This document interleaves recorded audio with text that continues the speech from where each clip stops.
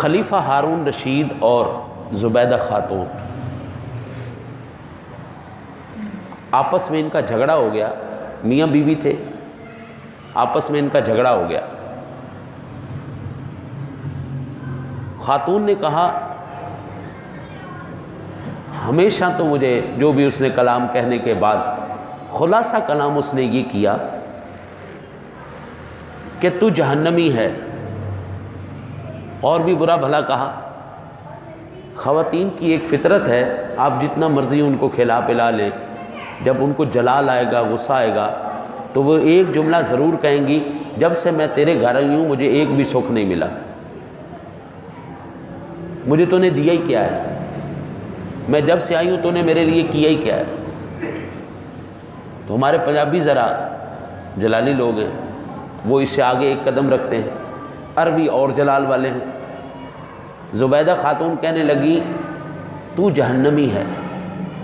خلیفہ تھا بھائی، بادشاہی کا، حکومت کا روب، حکومت کا دبدبہ، پیسے کا روب، یہ پھر اپنا ہی ہے۔ پیسہ آ جائے، حکومت آ جائے، ہم لوگوں کو کیڑا مکوڑا سمجھتے ہیں، یہ کیڑے مکوڑے ہیں، چھوڑو پرے۔ بادشاہ نے کہا کہ اگر میں جہنمی ہوں، جا تجھے 3 طلاقیں۔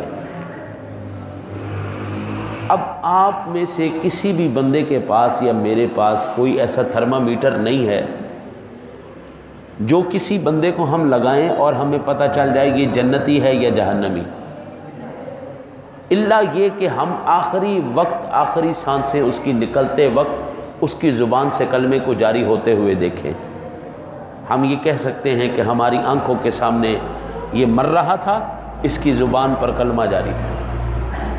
میرے استاد گرامی شیخ الحدیث علامہ مفتی محمد رمضان صاحب رحمۃ اللہ تعالی علیہ، جب ان کا آخری وقت تھا، میرے شیخ کے جہاں پر وہ درس حدیث پڑھاتے تھے وہیں پر کلاس روم میں ہی ان کو ہم نے رکھا۔ طبیعت ٹھیک نہیں تھی، رہائش ان کے اوپر تھی، نیچے ہی رکھا۔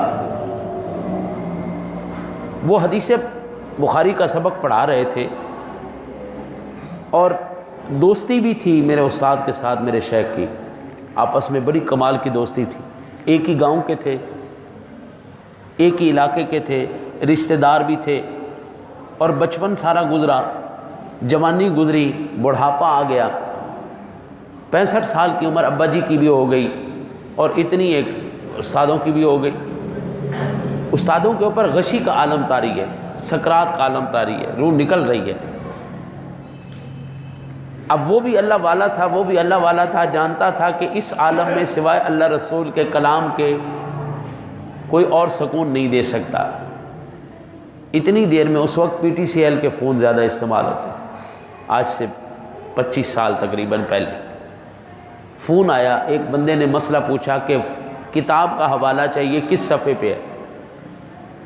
تو کہنے لگے میرے شیخ کہ یار اس وقت میرے بھائی تکلیف میں ہیں، کلاس میں ہوں، میں آپ کو ابھی بتا نہیں سکتا۔ تو وہیں پہ اسی عالم میں کہنے لگے یار تیری اس لائبریری کی فلاں لائن کے اندر فلاں کتاب پڑھی ہے، اس کے فلاں صفحے پہ یہ مسئلہ لکھا ہو۔ کچھ لمحوں کے بعد ان کی روح پرواز کر، تو ہم کہہ سکتے ہیں کہ ہم نے ایسے ایمان والے دیکھے ہیں جن کے آخری کلمے بھی اللہ اور اس کے رسول کی رضا کے لیے تھے۔ ہم اس بات کی گارنٹی دے سکتے ہیں، لیکن یہاں پر بیٹھا کوئی شخص، میں ہوں، کوئی بھی ہو، ہم گارنٹی نہیں دے سکتے دنیا میں جنتی کون ہے اور جہنمی کون۔ یہ فیصلہ اس کے خاتمے پہ ہوگا۔ اب بادشاہ وقت ہے، ملکہ ہے، دونوں علیحدہ ہو گئے، مصیبت پڑ گئی پوری سلطنت میں کہ اب فیصلہ کیا کیا جائے۔ یہ طلاق بھی مشروط ہے کہ اگر میں جہنمی ہوں تو تجھے 3 طلاقیں۔ سارے کے سارے اب پریشان ہو گئے۔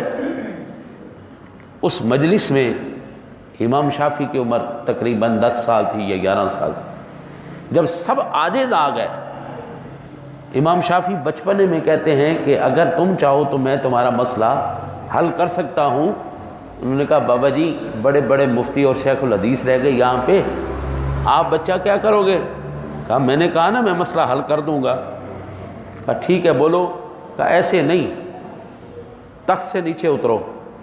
مجھے بٹھاؤ اوپر، میں نے اللہ کے حبیب کے دین کا مسئلہ بیان کرنا ہے، کوئی معمولی بات نہیں کرنی۔ اللہ کے دین کے لیے جن لوگوں نے وقار کو قائم رکھا ہے، اللہ ان کے وقار کو قائم رکھتا ہے۔ جن لوگوں نے گلی گلی جا کے نکڑ نکڑ جا کے انہوں نے اس طرح کیا، پیغام خدا کو انہوں نے رسپیکٹ نہیں دی، آج وہ خود پریشان ہو رہے ہیں۔ البتہ تخت پہ بٹھایا گیا، پوچھا ہاں جی بتاؤ یہ جنتی ہے یا جہنمی، طلاق ہوئی کہ نہیں ہوئی؟ امام شافعی نے کہا ایک سوال کا جواب تم دو۔ الحمد رب العالمین، ایک سوال کا جواب تم دو پھر میں مسئلہ بتاتا ہوں۔ بادشاہ سے کہا یہ بتاؤ زندگی میں کبھی اللہ سے ڈرے ہو؟ اللہ سے ڈر کے کوئی کام چھوڑا ہے؟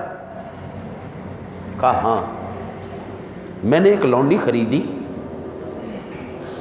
اور اس سے جب صحبت کرنے کے لیے میں اس کے قریب گیا، مجھے مکمل اختیار حاصل ہو گیا کہ میں چاہوں تو میں اپنا کام کر سکتا ہوں۔ اس لونڈی نے مجھے کہا اللہ سے ڈر اور میرا پردہ نہ توڑ، میری شرم باقی رہنے دے۔ کہتا جی میں اسی وقت صرف اور صرف اللہ کی رضا کے لیے پیچھے ہو گیا، اللہ سے ڈرتے ہوئے میں پیچھے ہو گیا۔ امام شافعی نے کہا جاؤ تجھے طلاقیں نہیں ہوئیں، تیری بیوی بالکل۔ کہنے لگا حضرت صاحب ایسے نہیں، طلاق ہوئی نہ ہو، کوئی دلیل پیش کرو۔